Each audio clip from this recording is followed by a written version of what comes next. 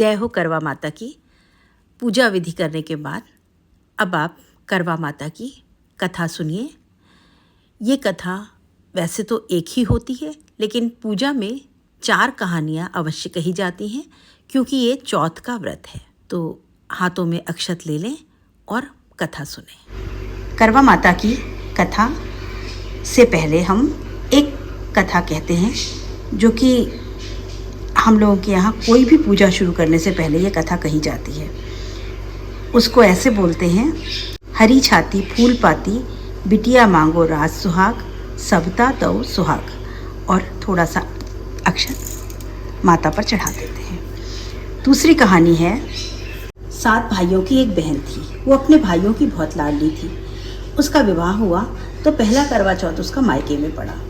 जब वो मायके में अपने भाइयों के पास थी तो उसकी भाभियों ने व्रत रखा और उसने भी व्रत रखा। लेकिन भाभियाँ तो क्योंकि करती आ रही थी तो उनको तो सब पता था।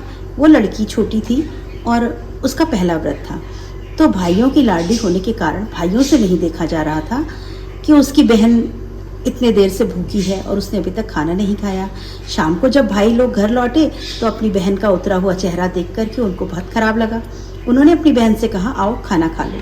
तो बहन ने कहा, नहीं, मैं चांद देख करके पूजा करके तब खाऊंगी। भाइयों को लगा कि चांद तो बहुत देर में निकलेगा, तो उन्होंने पेड़ एक दूर पे चले गए और पेड़ के पीछे से दिया जलाया और आगे चलनी रख दी और अपनी बहन को जाकर कहा कि देखो बहन, चांद निकल आया है और तुम चांद को देख करके पूजा कर लो।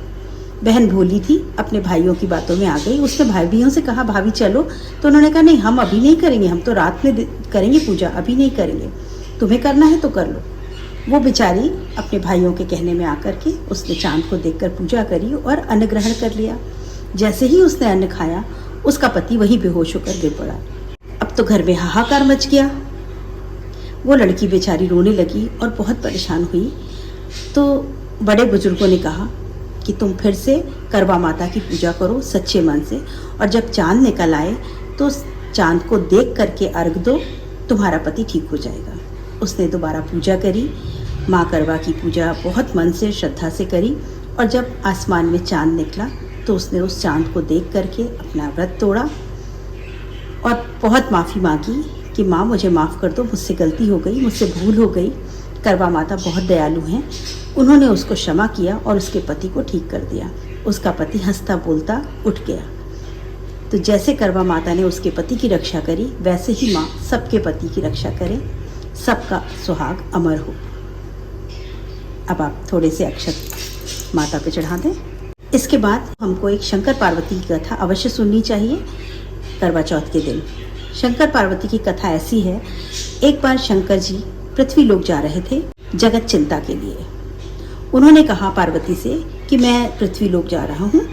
तो पार्वती जिद करने लगी, मैं भी चलूँगी। तो शंकर जी ने बोला, नहीं, तुम मत चलो, तुम वहाँ परेशान हो जाओगी। पार्वती नहीं मानी, वो जिद करने लगी, बोली नहीं, मुझे तो आपके साथ ही चलना है। पर शंकर जी ने देखा कि अब पार्वती मानने वाली तो है नहीं, तो उन्होंने कहा चलो ठीक है, चलो। तो फिर सारे सामान असबाब तैयार किया गया, बच्चों को तैयार किया गया, बैलगाड़ी में सब सामान रखा और वो जगत चिंता के लिए पृथ्वी लोक की तरफ चल पड़े।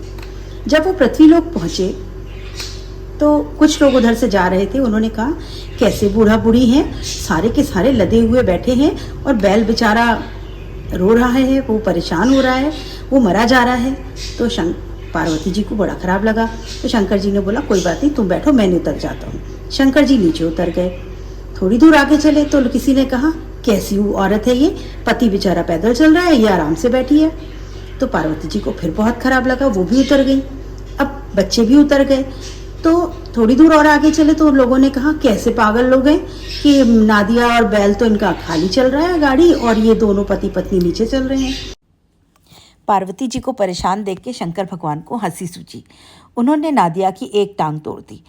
तो पार्वती ने कहा, कोई बात नहीं, अगर मैं सत्य की गौरा हूँ तो मेरा 3 टांग से चलेगा। शंकर जी ने दूसरी भी टांग तोड़ दी। तो पार्वती ने कहा, अगर हम सत्य की गौरा होंगी तो हमारा 2 ही टांग से चलेगा। इस तरह से करते करते शंकर जी ने उसकी 4 टांगें तोड़ दी। तो पार्वती की आंखों में आंसू आ गए। बोली, ये क्या हो रहा है महाराज? तो शंकर जी हंसने लगे। उन्होंने बोला, ये पृथ्वी लोक है, ये नरक लोक है, यहाँ किसी को किसी विध चैन नहीं है। मैं इसीलिए कह रहा था तुम मत चलो। खैर चलते चलते एक बाग में उन्होंने अपना पड़ाव डाल दिया। शहर के लोगों को, औरतों को पता चला कि शंकर पार्वती आए हैं, तो उन्होंने खूब घर में पकवान बनाए, पूड़ी पुए बनाए और वो तैयार हुई सज धज के कि हमें पार्वती के दर्शन करने हैं और सिंदूर लेना है। जो छोटे घर की औरतें थीं, जिनके पास इतनी सुख सुविधाएं नहीं थी, वो जल्दी जल्दी तैयार हुई और पार्वती जी का सिंदूर लेने पहुंच गई और वो डलिया भर भर के सिंदूर लेकर चली गई। जब बड़े घर की औरतें पहुंची तो माता जो थी उनके पास सिंदूर खत्म हो गया था। उन्होंने अपनी मांग से सिंदूर निकालकर एक पत्ते पर लगा दिया।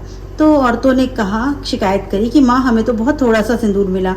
तो उन्होंने बोला कोई बात नहीं है, तुम यही लगाओ, ये लो तो रोज छोड़ेंगी, रोज करेंगी नया, तुम्हारा एक ही पति अमर रहेगा।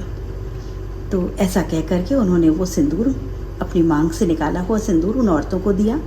उन सभी सुहागिनों ने वो सिंदूर लिया और उनका पति, उनका सुहाग हमेशा के लिए अमर हुआ।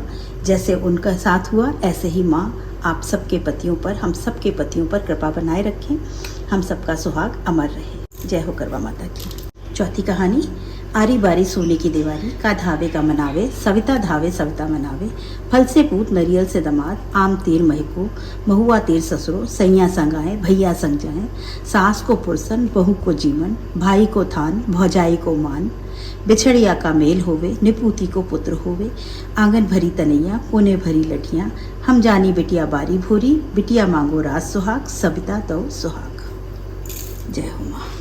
इस तरह से हमारी 4 कथाएं समाप्त हुई। अब आप ये जो बचे हुए चावल हैं इसको अपने करवे में डाल दें और इसी जल और चावल से, अक्षत से चंद्रमा को अर्घ देंगे। तो मिलते हैं अगले वीडियो में चंद्रमा के अर्घ विधि के साथ। करवा माता की जय। आप सभी का सुहाग अमर रहे। जय करवा माता की।